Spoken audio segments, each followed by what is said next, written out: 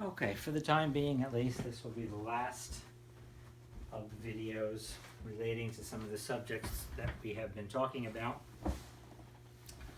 And this one's not as important. This one's just kind of BS actually, but I need to address it because the topics have come up and seem to be spreading. And I've dealt with these topics in the past, and they're nonsense. So let me tell you what's going on. You may have heard, or will hear in the future, that the Skipper's Cove Beach Club is entertaining the concept of installing a swimming pool. Those of you who know me and have been around for a while know why I'm laughing. But let me address this so I can put this rumor to bed. It is not the case. It is never going to happen in the Skipper's Cove Beach Club. I will fight them in court until the last day on earth before this thing ever goes forth. Well, let me tell you what has happened so that you know the history. Many years ago, a man named Fred Kuttner came to me with this concept of installing a swimming pool.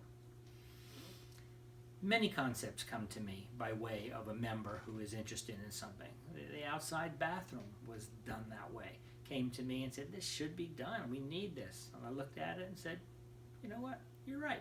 Let's do it. And I did it. But the swimming pool issue, that was a whole different idea.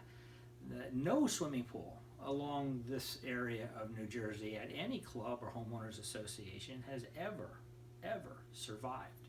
They've all gone down the tubes. And the one here in Skipper's Cove, just out of politeness, I did research and I got proposals and I presented it to the membership by way of a survey, and y'all got the exact numbers at the time, which again is many years ago. But the numbers at that time were approximately $100,000 to install the pool. That includes the decking and the rails and what you need around it, the fences. But it does not include the ongoing expenses such as the lifeguard and the cleanup, the routine maintenance, the insurance. There's just so many associated expenses that the annual cost was just prohibitive. I wasn't going to go to the membership and ask them to, put that kind of a dues increase in there. This is Skipper's Cove. They want to go do something silly like that, let them go do it at Greenbrier. Let them go do it somewhere else, but not in Skipper's Cove. But I was just the president, right? It's not up to me. It's up to you to make that decision. So I put it out there as a survey vote. And the result came back astounding. 98 98% of you said no. Not only no, but hell no. And the questions that came back were like, what happens if the storm comes in, another nor'easter, and the pool fills up with debris and seaweed and salt water? What are we going to do then? Who's going to pay for that? And those are all very legitimate questions that we answered or attempted to answer in that survey.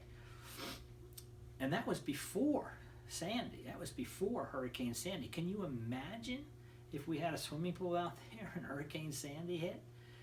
But this gentleman wasn't interested in hearing any of that, any of the logic, and he blamed me for not supporting him. That's the nicest way I could think about saying it. He blamed me for not supporting him in his attempt to get the swimming pool. So, with 98% of the membership saying no to this early survey, he then went around and gathered up a group, kind of ironically, a lot of the same people that are in his group today were the same ones, but he thinks that an elite inner club organization would be the way to handle this. He thinks that if you pay an additional fee to join his inner club, that you should have exclusive rights to the use of the swimming pool, and that you guys would pay for the initial costs and all of that. And I looked at it and I said, Fred, in all honesty, how do you expect me to tell the membership who owns that property that you're excluding them from using their property just because they didn't pay you your additional whatever fee he was going to demand. So no, I did not support Fred Kuttner on that project. I will never support Fred Kuttner on the project, and if push comes to shove, I will fight that project in court if need be.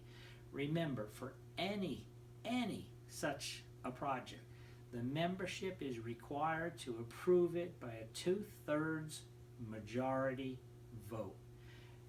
It would require a bylaw change. It would require a lot of things that have to be done that are expensive. Fred's not going to pay for it. He wants you to pay for it. It's never going to happen. The other rumors that you may have heard going around are the same group who want to tear down the clubhouse. They want to purchase a couple of properties from the beach club. They think there are 5 dividable properties on the beach club, 5 out of the 7 that were originally there on the deed when Skipper's Cove was first formed. But since then, they've all been combined. We only pay one tax. It's one tax rateable. It's one piece of property. But they think they can divide it up again and sell off 2 of those properties, tear down your clubhouse, and rebuild another clubhouse in its place. Again, that's something that you will have to make that decision on. It requires a bylaw change. I think it has a snowball's chance in hell of getting through. I think it's a poor idea. And when I stated that to these individuals, you know what I was told? You're going to love this.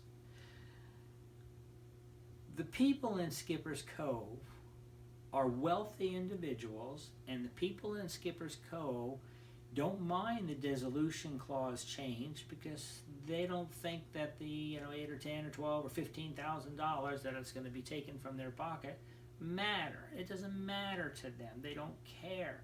This losing of the properties or selling off the properties, that doesn't matter to them. It doesn't matter. Does it matter to you? It matters to me. We have a beautiful beach club. We have a beautiful beach. Yeah, the clubhouse could use some tender loving care.